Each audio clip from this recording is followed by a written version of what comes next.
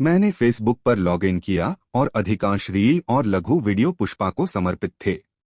मैंने यूट्यूब में लॉगिन किया और यह वही कहानी थी।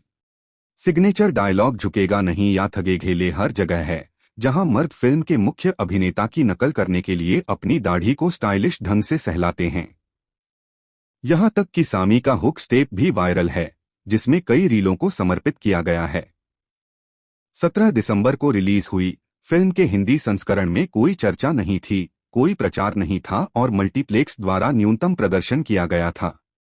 इसे वैश्विक बॉक्स ऑफिस राक्षस स्पाइडरमैन नो वे होम के खिलाफ खड़ा किया गया था। इसने वेबस्लिंगर और बहुप्रतीक्षित 83 सहित हर दूसरी फिल्म को पीछे छोड़ दिया। अपने छठे सप्ताह में यह अभी भी हिंदी बेल्ट में हाउसफुल शो का प्रबंधन कर रही है और हिंदी में 100 करोड़ का आंकड़ा। फिल्म 1450 स्क्रीन्स पर रिलीज हुई थी और अपने छठे हफ्ते में भी यह 1000 प्लस स्क्रीन्स पर चल रही है। अमेजन प्राइम पर डिजिटल प्रीमियर होने के बावजूद फिल्म का कलेक्शन जारी है। पुष्पा उदय वास्तव में एक घटना है। आइए कोशिश करते हैं और विश्लेषण करते हैं कि यह सब हिंदी बेल्ट में कैसे सामने आया। अल्लू अर्जुन वह एक सच्चे ब्लू स्टार हैं और उन्होंने गोल्डमाइन टेलीफिल्म के यूट्यूब चैनल और सैटेलाइट टेलीविजन के सौजन्य से अपनी डब फिल्मों के साथ हिंदी दर्शकों के साथ भारी जुड़ाव बनाया था। उनकी डब की गई फिल्मों को उत्तर की ओर शानदार दर्शक मिलते हैं। उनके डांस मूव्स ने युवाओं का ध्यान खींचा है और मैंने बिहार में बच्चों को उनके तेलुगु गानों पर डांस करते देखा है। मुझे स्पष्ट रूप से याद है कि उनकी डब की गई फिल्मों में से एक सूर्या द सोल्जर, ना पेरू सूर्या, ना इलू इंडिया ने हिंदी पट्टी में सिंगल स्क्रीन पर जबरदस्त कारोबार किया था। अभिनेता के लिए एक समय और तारीख रिलीज के साथ स्क्रीन पर धमाका करने के लिए मंच तैयार किया गया था और अल्लू ने फिल्म के लिए हिंदी बेल्ट में हाउसफुल शो दिए। पुष्पा द राइज 3 करोड़ रुपए से अधिक पर खुला और यह इतिहास रचने की राह पर था। Focused theatrical release film 1450 screens में रिलीज हुई, लेकिन शो सीमित थे। एक केंद्रित रिलीज सिनेमाघरों में मुंह की बात बनाने में मदद करती है, क्योंकि सही जनसांख्यिकीय इसे देखने के लिए सिनेमाघरों तक पहुंचता है। दूसरे, एक भरे हुए सभागार में एक सामूहिक फिल्म देखने से डब्ल्यूओम को खाली थिएटर में देखने की तुलना में अधिक बल मिलता है। कठोरतम आलोचकों पर भी सीता और ताली का मनोवैज्ञानिक प्रभाव पड़ता है। मास मसाला धमाका पुष्पा द राइज एक ऐसा सिनेमा है जिसके लिए हिंदी पट्टी तरसती है और बहुत याद आती है।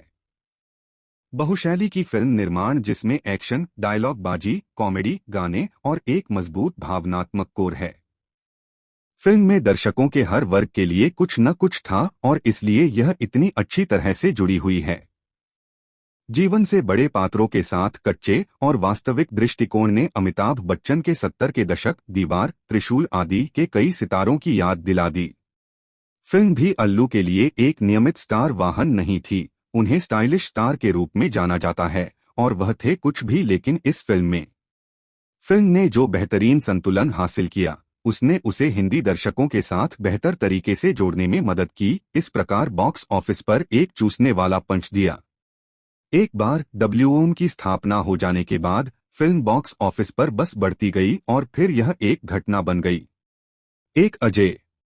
इन सभी कारकों ने मिलकर पुष्पा द राइज को एक घटना बना दिया और अब फिल्म खत्म हो गई है और पॉप संस्कृति का हिस्सा बन गई है। निश्चिंत रहें, पुष्पा रूल हिंदी पट्टी की सबसे हॉट फिल्मों में से एक होगी। 2022 वह वर्ष होगा जब अधिकांश दक्षिण भारतीय सुपरस्टार नाटकीय रूप से हिंदी बेल्ट में प्रवेश करेंगे।